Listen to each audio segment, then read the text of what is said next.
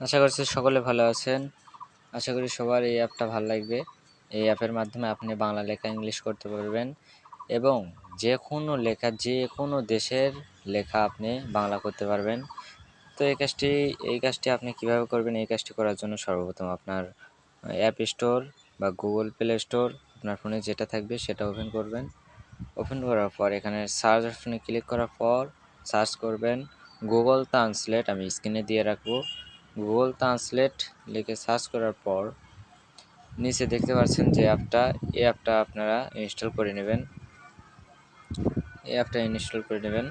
লোগোটা দেখুন,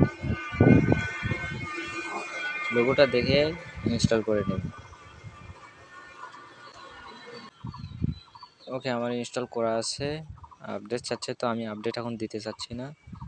আমরা এখন অ্যাপের মধ্যে আসার পর আপনারা যদি ইংলিশ লেখা বাংলা করতে চান তাহলে এখান থেকে আপনার ইংলিশ সিলেক্ট করে দেবেন। ইংলিশ এখানে সিলেক্ট করার পর মার্ক করে দেখাচ্ছি। এখানে যদি আপনি ইংলিশ সিলেক্ট করে দেন তাহলে এইখানে আপনার বাংলা সিলেক্ট করতে হবে।